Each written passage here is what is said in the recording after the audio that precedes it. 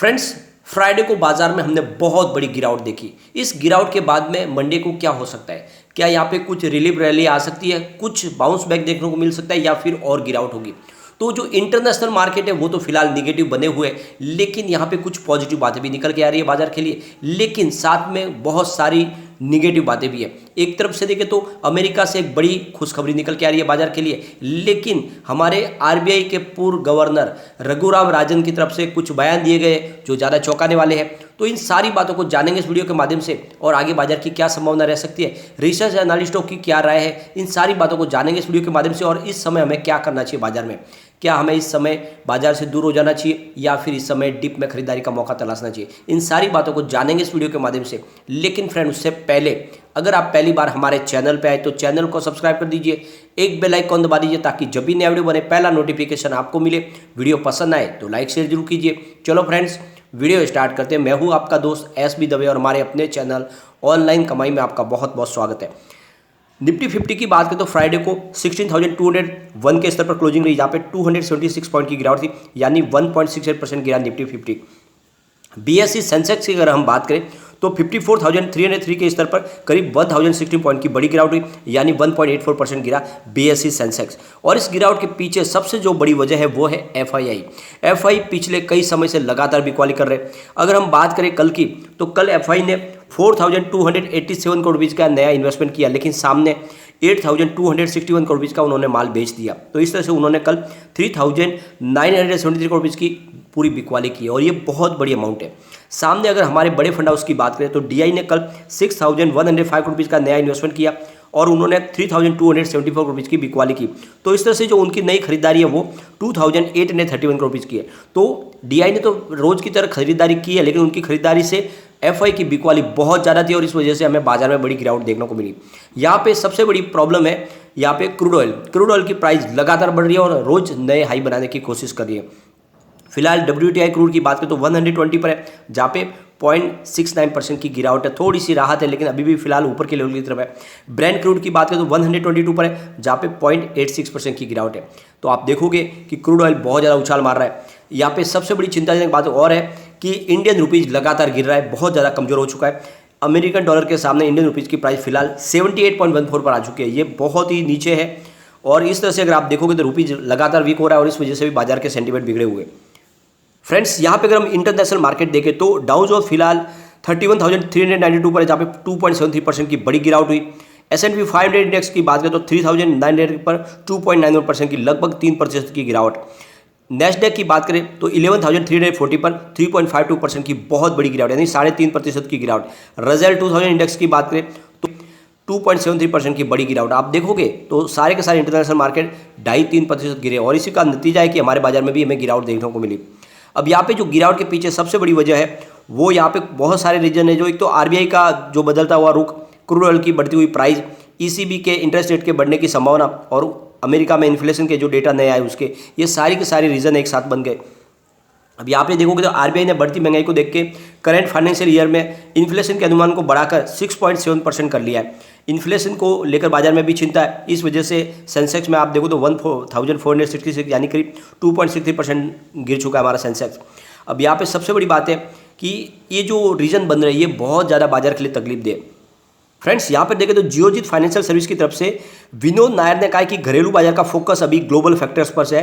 Fade reserve की policy अगले हफ्ते आने वाली है, उसके ऊपर डिसाइड होगा मार्केट की आगे दशा क्या होगी। यूरोपियन सेंट्रल बैंक पहले से ही इंटरेस्ट रेट बढ़ाने के संकेत दे चुका है, और इस वजह से ये सारे रीजन जो बाजार के ऊपर हावी हो सकते हैं।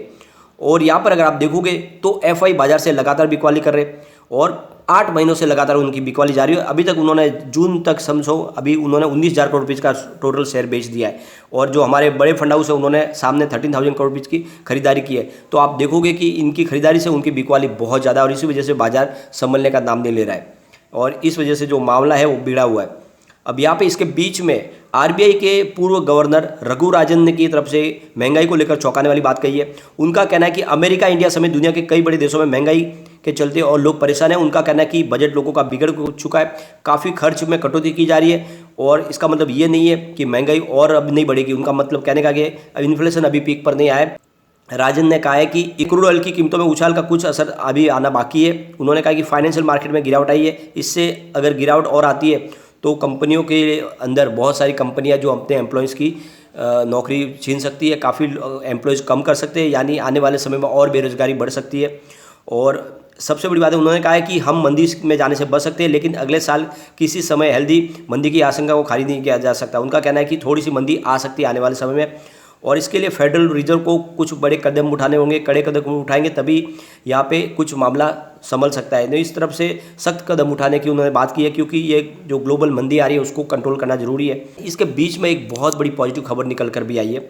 अमेरिका की ट्रेजरी रिपोर्ट ने कहा है कि कोरोना की 3 लहर के बावजूद भी इंडिया अपनी उस बड़ी गिरावट के दौर से गुजर चुका है और इंडिया अभी भी मजबूत है।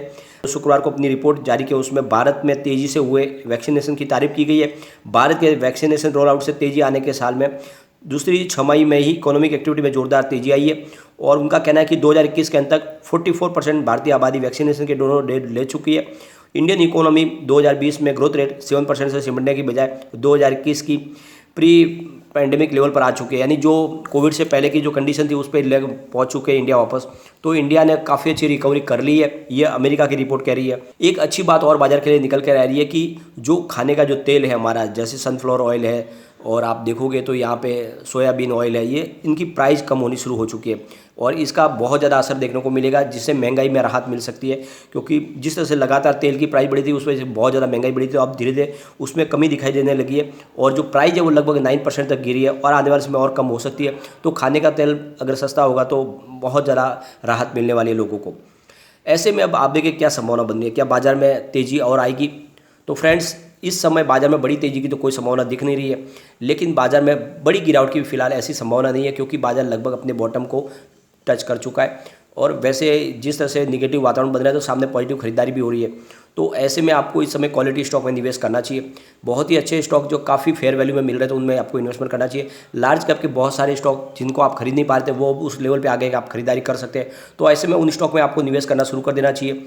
रिलायंस इंडस्ट्रीज आपको इस समय खरीदना चाहिए, क्योंकि इस तेजी के दौर में रिलायंस इंडस्ट्रीज मार्केट को आगे लीड करेगा और पिछले तेजी के दौरान रिलायंस बिल्कुल नहीं दौड़ा था, अब रिलायंस दौड़ सकता है, तो रिलायंस में आपको इन्वेस्टमेंट करना चाहिए। साथ में आपको टाटा मोटर्स में निवेश के बारे में सोचना चाहिए। टाटा मोटर्स 2024 तक पूरी तरह से कर्ज मुक्त होने जा रही है और साथ में इस बार जो मई के आंकड़े निकल कर आए, व्हीकल सेल में पूरे इंडिया में नंबर 2 पे थी, बहुत ही शानदार उनका सेल हुआ है। तो टाटा मोटर्स में दाव लगाए। साथ में आपको इस समय पावर सेक्टर में निवेश के बारे में सोचना चाहिए, जिसमें अदानी पावर और टाटा पावर बहुत ही मजबूत है। आने वाले समय स्टॉक में कमाल हो सकता है, क्योंकि सरकार बहुत सारी अपनी तरफ से राहत के द्वार खोल चुकी है, तो पावर सेक्टर में तेजी आएगी। साथ में जो प्रॉब्लम थी उनकी थर्मल पावर प्लांट के लिए कि उनको कोल नहीं मिल पा रहा था, कोल इंपोर्ट के लिए भी उन्होंने टेंडर जारी कर दिए।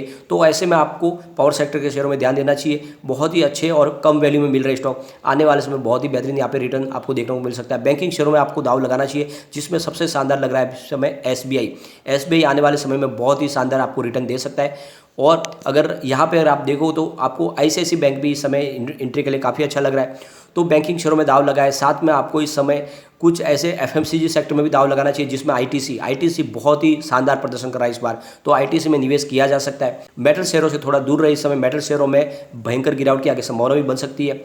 और ऑयल सेक्टर से संबंधित शेयरों में निवेश न करें, काफ़ी ज़्यादा उछाल आ चुका है, गिरावट की संभावना बनेगी। लेकिन इस समय जो सेक्टर है वो बैंकिंग सेक्टर और साथ में ऑटो सेक्टर के लिए अगर आप चाहें तो यहाँ पे आप देखोगे मिंडा इंडस्ट्रीज भी बहुत अच्छा कर रही है, ऑटो स्पेयर पार्ट बनाती है, उसमें भी निवेश के बारे में सोचा जा सकता है। उन्होंने बोनस भी जारी किया है, तो आप उसमें निवेश कर सकते हैं, वो आपको बोनस भी मिलेगा एक शेयर के ऊपर एक शेयर, तो आप अपने हिसाब से निर्णय ले सकते हैं। एक बात का ध्यान रखें, फिलहाल बाजार में अभी एक दायरे में ही ट्रेड करता हुआ दिखाई देगा। बड़ी गिरावट के बाद में थोड़ी सी बाउंस बैक संभव है सोमवार को। अब अगर हम निफ्टी 50 की बात करें तो 16,201 के स्तर पर है और आगे क्या संभावना बने इस बार इसके पिवट लेवल को चेक लेते हैं। तो यहाँ से अगर गिरावट होती है तो 16,141 का फर्स्ट सपोर्ट है, ये सपोर्ट टूटा तो 16,080 का स्तर देखने को मिलेगा। यहाँ पर भी अगर नहीं रुका निफ्टी 50 तो फिर आपको 15,989 का स्तर भी देखने को मिल सकता है। लेकिन अगर पॉजिटिव माहौल बनेगा तो 16,293 का फर्स्ट रेजिस्टेंस है, इसको ब्रेक किया तो 16,385 तक जाएगा और वहाँ तक पहुँच गया फिर 16,445 तक भी जा सकता है। तो बिल्कुल ये मौका है जब अच्छे स्टॉक में दाव लगाए और लंबे समय के लिए कम से कम होल्ड करें। शॉर्ट टर्म इन्वेस्टमेंट से बचे, कम से कम आपका नजरिया 6 महीने साल भर का होगा तभी निवेश करें, अच्छा रिटर्न आपको मिल सकता है। लेकिन फ्रेंड, कोई भी इन्वेस्टमेंट करने से पहले अपने फाइनेंशियल एडवाइजर से एक बार ले ले या अपना खुद का रिसर्च करें, क्योंकि मैंने वीडियो आपके एजुकेशनल पर्पज के लिए ही बनाया। वीडियो पसंद आए तो लाइक शेयर जरूर कीजिए और चैनल को सब्सक्राइब कर दीजिए।